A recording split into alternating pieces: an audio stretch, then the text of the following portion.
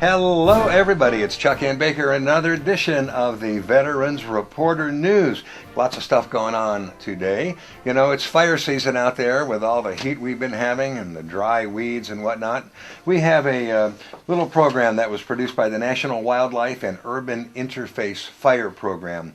And it shows what some people are doing in neighboring states, in Utah and Arizona, how they're banding together to try to work as hard as they can to stop fires from happening around their homes, around their property. So we're going to bring you that. We think it's going to be very interesting. A little bit later on, we're going to bring you some footage that we shot last year out at Nellis Air Force Base at the Aviation Nation. Now, if you've been reading the papers, you know that because of the sequester, they're not going to have Aviation Nation this year, this great big free air show out at Nellis. Well, we were out there last year, late 2012. We shot some interviews and some footage of the planes, and we never did bring that to you. We had so many other things going on, but we think it's doubly interesting now because, first of all, it's really interesting to start with. Secondly, there may be no Aviation Nation this year, so we'll show you what you're going to be missing, unfortunately.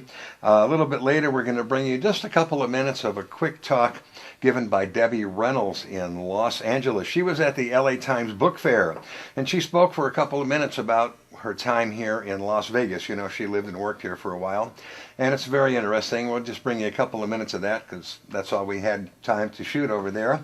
And then we're going to bring you a couple more interviews that we did with some of the authors at the LA Times Book Fair. And if you've been watching, you know we've been bringing you different interviews over the past few weeks. So we're going to bring you a couple of more. We have some very interesting writers we think you're going to enjoy. So let's get right into the FireWise video. Please pay close attention because the house you save could be your own. Wildfires are natural events as old as the land itself. Every year, wildfires in the United States burn millions of acres of forests and grasslands. Today, thousands of people live in areas where these natural wildfires have historically shaped the landscape over the centuries. Problems arise when residents do not know how to live compatibly with wildfire in an area known as the Wildland-Urban Interface. This particular structure was an L-shaped structure that came out to this open area in the front. Behind it was the backdrop of the hill, and it had the natural vegetation for the area. Unfortunately, it was too close to the house, and it created an indefensible space for our crews to get in and protect the structure. The loss of homes amounts to a problem of national scale, but one that can be solved only at the local level. First of all, you have to get the citizens involved. It can't be agency-driven. We have to have grassroots support from planners in the planning community, from mayors, councilmen, neighborhood groups, and you have to get buy-in. For over 10 years, the National FireWise program has provided homeowners with the knowledge and techniques necessary to create an environment so their homes can survive a wildfire. FireWise is like a clearinghouse. They get all the good information, what's working, what's not working, and so that's where it's really been an advantage for us to participate in the program.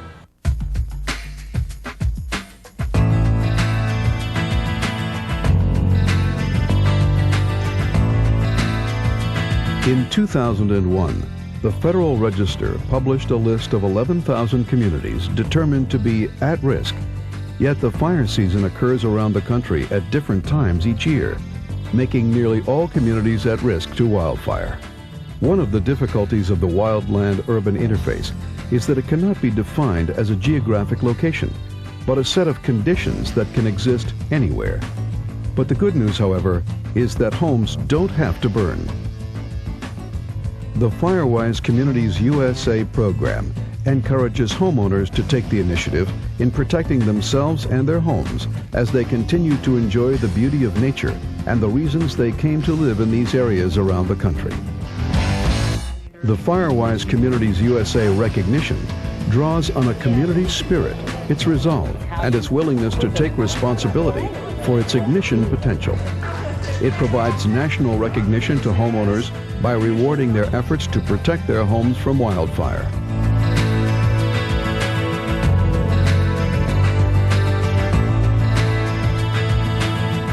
The community of Immigration Canyon is located in the northeastern portion of Salt Lake County, Utah. The vegetation in the canyon is predominantly gamble oak and sagebrush, with some riparian zones at the canyon bottom. While the vegetation and lay of the community would not support a crown fire, a wildfire in the canyon would create a significant amount of firebrands, a serious threat to interface homes and structures. Immigration Canyon is comprised of more than 400 dwelling units in an interesting mix of housing and residence. Canyon residents encouraged the Immigration Canyon Community Council to examine their wildfire risks and identify conditions that could be modified to increase their level of readiness. As a result, a public meeting was held in May of 2002 and attended by over 40 residents and fire professionals. The result was that the Immigration Canyon Council, along with 4 citizen volunteers, decided to serve as the Immigration Firewise Board. This was the organizational beginning of making Immigration Canyon a Firewise community. Following a visit by a Firewise Communities assessment team, the resulting recommendations and strategies were presented to the Immigration Firewise Board. Thinning of the gamble oak to decrease the fire risk and preserve aesthetic views. In areas that had been thinned and cleared, the team noticed that wildflowers were reappearing, a potential Firewise asset to many areas. Homeowners should work to create and maintain 30 feet of clearance around their residences. Dead and downed vegetation should be cleared from the riparian areas. The native species of dogwood, birch, chokeberry, and cottonwood should be encouraged.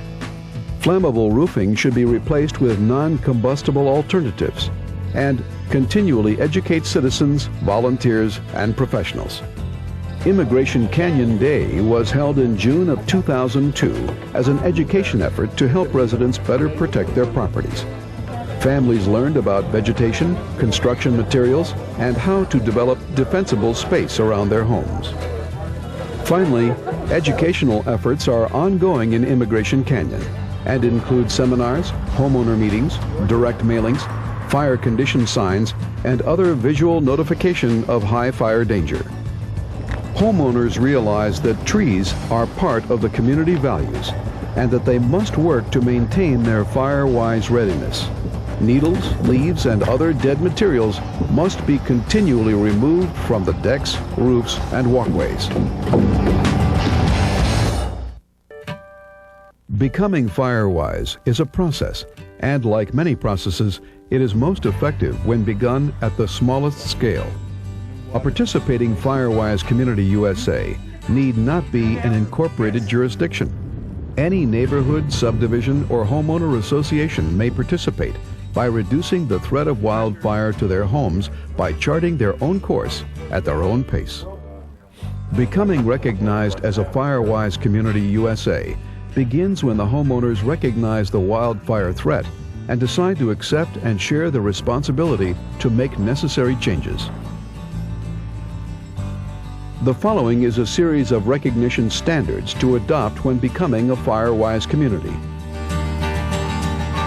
Enlist a wildland-urban interface specialist to complete an assessment and create a plan that identifies locally agreed-upon, achievable solutions that the community can implement. Assessment is an inventory of the area in order to determine, how bad the fire hazard is, what areas that we need to treat, and then after we do an assessment, then we have the ingredients to put together a plan.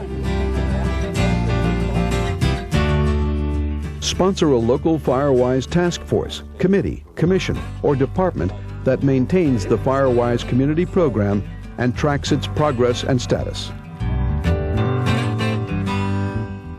Observe a Firewise Communities USA Day each spring that is dedicated to a local Firewise project. Invest a minimum of $2 annually per capita in local Firewise Communities USA efforts. Work by municipal employees or volunteers using municipal and other equipment can be included, as can state or federal grants dedicated to that purpose. Submit an annual report to Firewise Communities USA documenting continuing compliance with the program.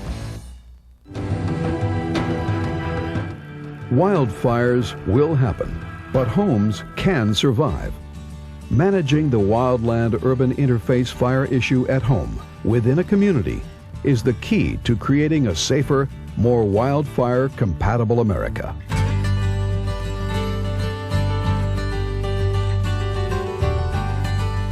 If your community is interested in becoming FireWise, contact www.firewise.org/USA or your state forestry agency for more information.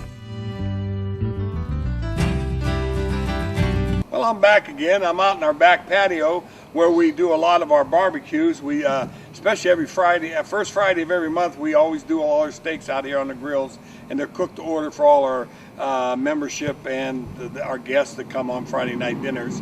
Also, where we're starting our construction directly behind me, you'll see 2 military containers that will be moved, but we are actually starting a construction and within 60 days of a new banquet facility.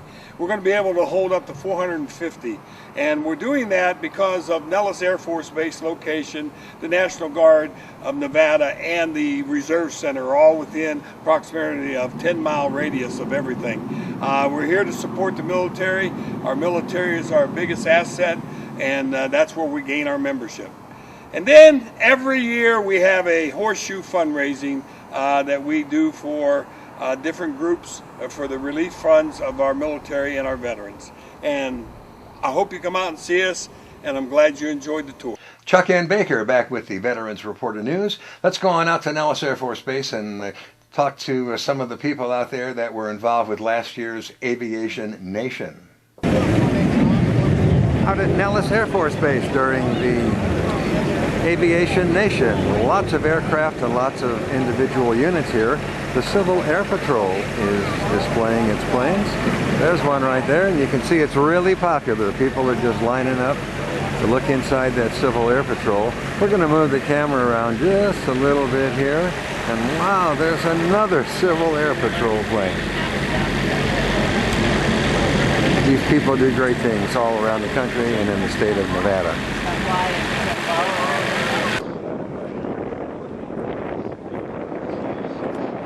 This is the ground team 72-hour pack. What is the 72-hour pack? The 72-hour pack is designed for on a rescue mission. If you have to be in the field for longer than 24 hours, it's going to allow you to, while in the field, camp overnight, get back at base camp or in the woods, and be able to sustain yourself personally for up to 72 hours. And does the Civil Air Patrol, they're the ones who use these? We use these, most rescue units, civilian, military, all have a variation of the 72-hour pack. Fantastic. This is what we use. Thank you very much, and that's your Lieutenant Grantham, is Yes, that sir. it? Thank you very much, Lieutenant. Thunderbird pilots, very popular around the Air Force, and here we have one of the pilots signing autographs for some of the children who are attending. Some of the adults as well, I think. Let's move that camera over here a little bit and see what's going on. There we go.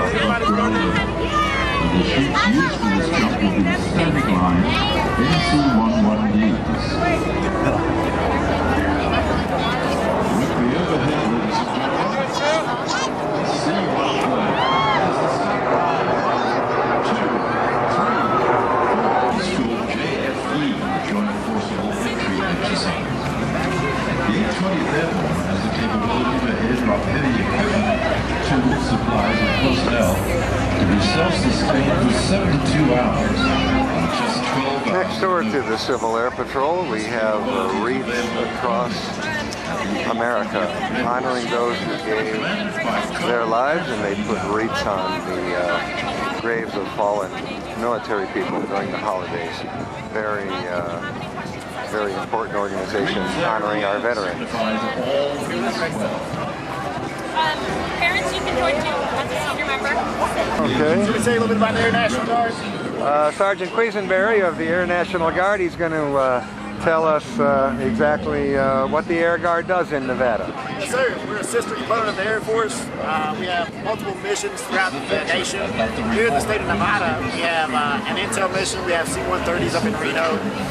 And anything that supports those 130s and those Predators and Reapers. Do you help out if there's a civilian emergency? Do they call on the Guard to help out? Yes, sir. The Air National Guard is always there. We're citizen soldiers, basically. So we backfill the Air Force on the federal side, and then we have a state mission as well. So we can be activated by the governor or by the president. Great. Thank you very much. Yes, sir. Now there's the afterburn from a jet, and in just a few minutes we'll actually see another jet come by. But it's a combat bag of Kosovo. From your left, the B-1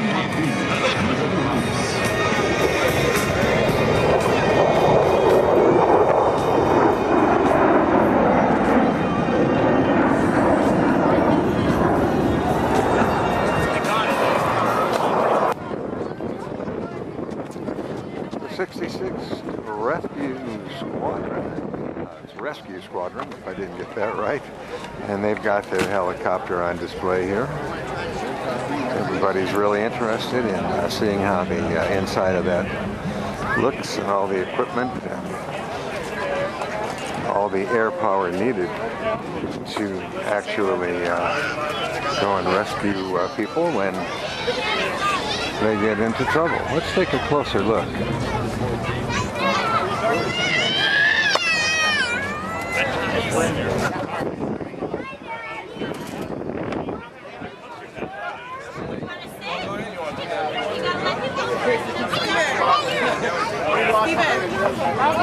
Go get on that dome.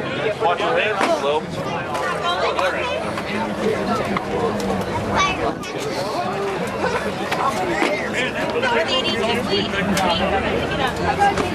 So, Sergeant Johnny Aggie, is that it? The guy, sir.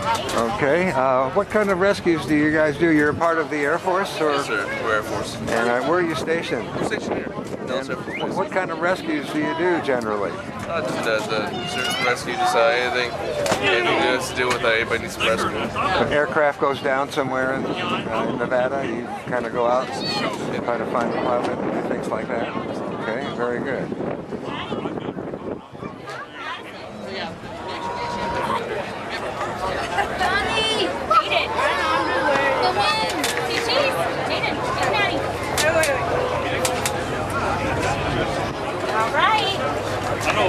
I find out on that thing. What's the wrong stand right here? Let's take our. What is that? Oh, the radar? Why is it there? Wait, check back the monitor. That's too hard. He looks like a popsicle. Jackson, look at it! Or like. Jackson! Ball for a gigantic ballpoint. The F-22 Raptor, one of the Air Force planes. A lot of firepower there.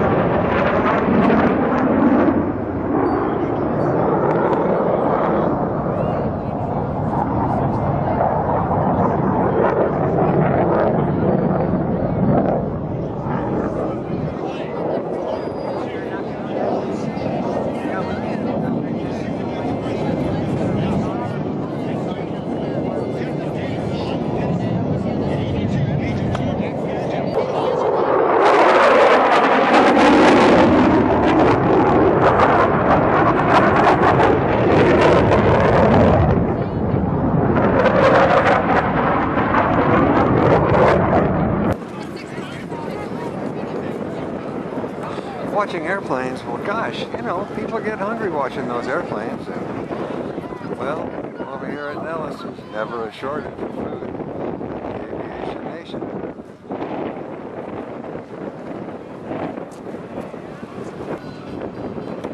Why there's a hammer and sickle on the back of this American plane, I don't know, guess, but anyway, it's a beautiful looking airplane. United States Air Force.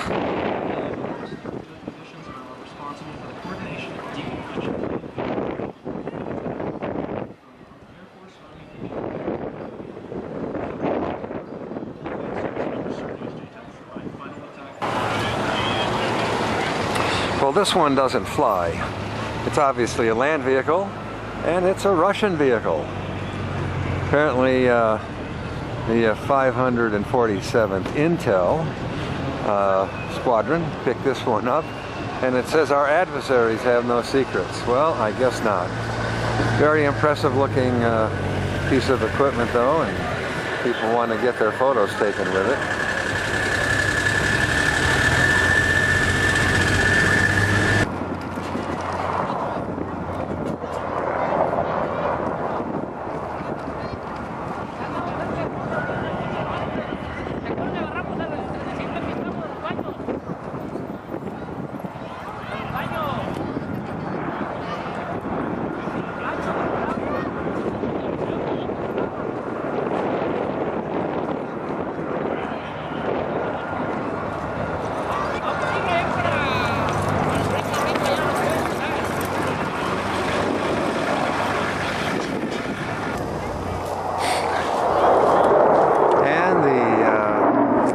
States Air Force Thunderbirds, one of their airplanes, out in front of their museum at Nellis Air Force Base.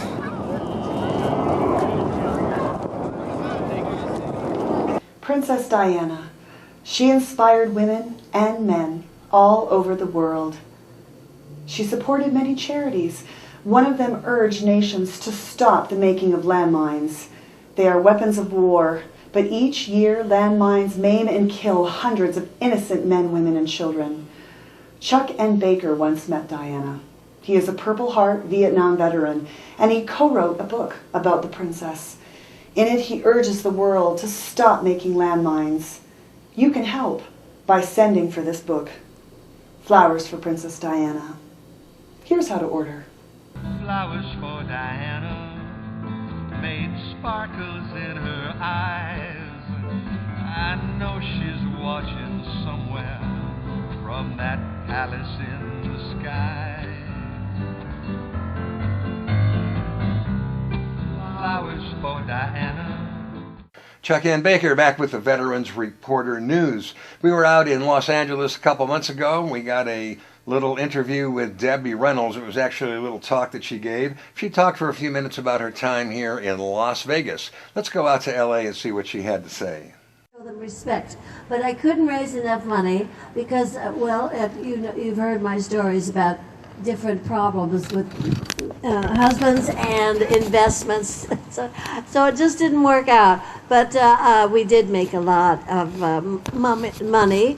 And so all the junk I bought turned out to be very precious. Now everybody wants it, but they have it now. People bought it. A lot of people, I wanted it to stay in America, but a lot of it went to Japan and Saudi Arabia, you call it? Yeah. So I can't help that. It was saved. I saved it. I know, did you have anything that you held on to? Did you have any favorite pieces that you couldn't let go of? Well, I saved Charlie Chaplin's derby hat. I love that in the walking stick. And which marks I saved? Harpo, the one with the curly hair and the hat. Harpo. Harpo, yeah. I loved Harpo and his hair and the fact that he didn't talk or anything. I loved him, and I saved his wig and his hat and the red slippers and the Maltese falcon. Yeah, I did save some things. So I just like to be in my little house, and I have a little house near Carrie. You know my Princess Leia. You remember Star Wars? That's my daughter. I gave birth to Star Wars. That makes me a queen. Some of you boys are happy about that, aren't you? Well, I have to say, before I came here to be with you today, I posted onto Twitter. I know that you yourself are on Twitter, that I was going to be speaking to you. And the first thing that anyone responded was they said, well, if Carrie Fisher is going to be in the new series of Star Wars films, please ask Debbie Reynolds, is she going to be in the new series of Star Wars films, perhaps as a emperor in the Senate or some such? No, but I think it's wonderful that Carrie and Harrison Ford, and they're going to do another picture.